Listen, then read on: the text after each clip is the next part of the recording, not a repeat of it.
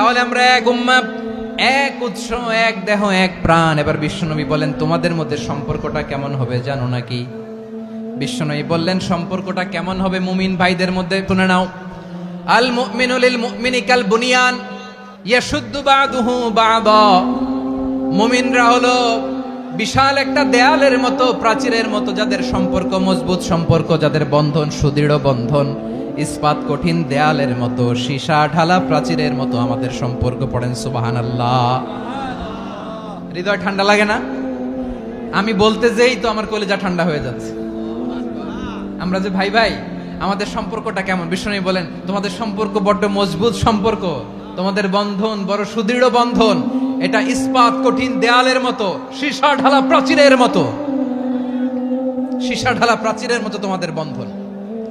একটা দেয়াল প্রাচীর যেমনি একটা part, one part strengthen the other part, তেমনি আমরা এক পার্ট আরেক পার্টকে হেল্প করি, সহযোগিতার হাত বাড়িয়ে দেই।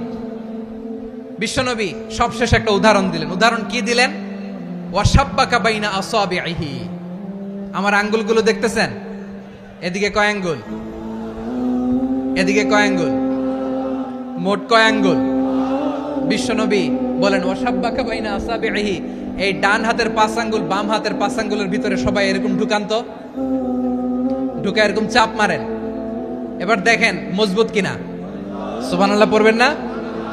বিশ্বনবী বললেন ডান হাতের 5 আঙ্গুল বা হাতের 5 আঙ্গুলের মধ্যে ঢুকিয়ে দিলে যেমন শক্ত আর মজবুত, মুমিন ভাইদের মধ্যে সম্পর্ক এমন মজবুত। পড়েন সুবহানাল্লাহ। এরকম 5 আঙ্গুল ঢুকিয়ে এরকম শক্ত করেন, এরকম মজবুত। আল মুমিনু লিল মুমিনি কাল বুনিয়ান ইয়াশুদ্দু বাদুহু বাদা ওয়া শাব্বাকা বাইনা আসাবিহি।